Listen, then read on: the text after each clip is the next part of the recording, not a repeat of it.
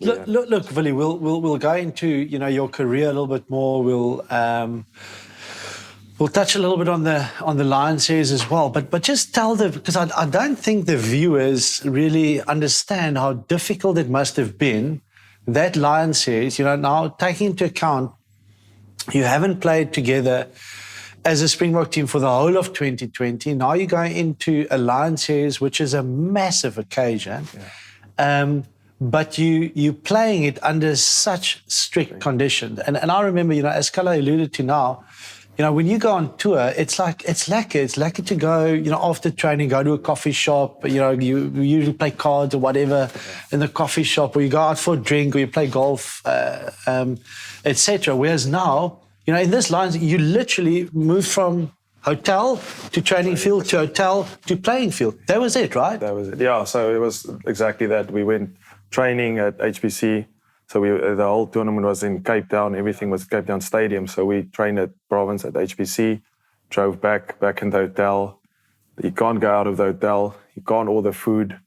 Just hotel food the whole time and stuff. Some of us just want some sushi once a week. There's just something normal. Yeah. No golf.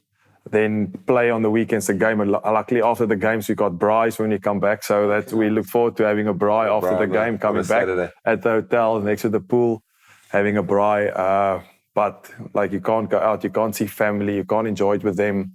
Just to say hello maybe after a game quickly. There was nothing like that. So it was very different but very challenging, and just glad we got it done. Wasn't a lot of crowd. There was a few people in the stadium. It wasn't normal. Not like 2009 when everyone was here and it was crazy. So it was a big difference playing in silence. Yeah. Very, very challenging as well. Yeah. So it was tough. And like me and John, we were fortunate enough to be there and watch that Lion series. That second test match, obviously you guys haven't played for a while, but that intensity in that game, I mean, that was proper. The box, that was amazing. And just imagine, obviously, we always say this when we refer to this Lion series, if you had, 60,000 people there. Yeah. But for me, it was one of the few times where you see a box side emotionally charge up. Yeah. It wasn't just, we're doing our job, we're good at what we do.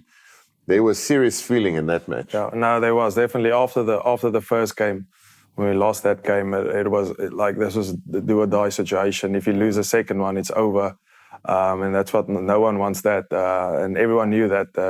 It was a tough week. It was a hard week, but I think everyone knew what they had to do. And for me, it was my favorite game as well. Was the second game. It just how it played out, how we played all together, how we stood up for each other, and then we got the job done. But it was on a different level, emotionally, physically. It was just everyone was just on the next level, next step in that game.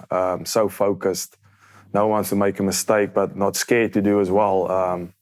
And then, and we played well enough to get the job done in that game.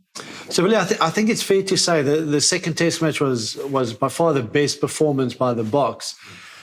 And kind of, the feeling was always going into the first test match that the Boks might be a little bit underdone. But that first off, in that first test match, you guys were totally dominant as well, right? Were you a bit surprised or not really? Well, we haven't had a lot of time together. We had meetings. Everyone is all over the world. Guys in the UK based, guys in Japan, some is in South Africa. So you've got online meetings. That's basically like your training. We talk through stuff and stuff like that. So it's not like a full team session together. Then we got together in June in Bloem in a camp. So the first time we were 5 guys for the first week. And the other guys were still playing for their franchises and overseas. And then the first time we trained together was the first week of the Georgia test, actually. So we had that game to prepare. Then COVID struck. Then you had to book other time for the SAA game. So that was basically another test as well. Yeah. And the guys got out there and produced a great performance in that first SAA game. And then we got into the first half of the first test where we were on control, played in the right areas. Try here, they could have gone our way. It would have been maybe a different story.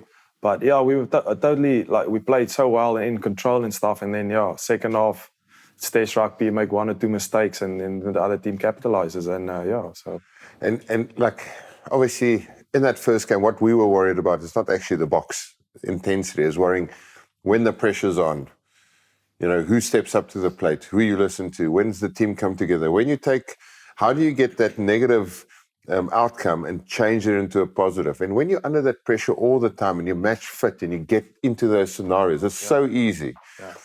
But there's an element, if you haven't experienced for a while, where you're just standing there and everyone's looking at each other. And even if you do say the right things, which you probably did, it goes in no one's ears. Everyone's just thinking, what's happening? What's happening? I'm getting nervous. I'm getting more nervous. Yeah, that is. Sometimes it goes your way, the other times it doesn't. They get 2 or 3 penalties in a row. They kick for touch, they score a try, they get 2 or 3 penalties as well. So that just adds up the whole time. And then sometimes you feel like you haven't done anything wrong, but you are 10 points down. Yeah. So now you maybe feel like you have to start playing a bit more or take more chances in the game. And then it doesn't come off. You try and go wide, and they get another penalty maybe, and it's another 3 points like that. So it is hard if you haven't played a long time. I think there's many leaders in the team. I think when the guys speak, everyone listens. You don't know if everyone listens or everyone's focused there, but there's not a crowd and stuff. So I think when they spoke in the Lions series, everyone had to listen because there wasn't other noises or distractions or anything on the field. But yeah, it's tough if you haven't played a long time together. Yeah, and you've only got one chance. Lions series so special.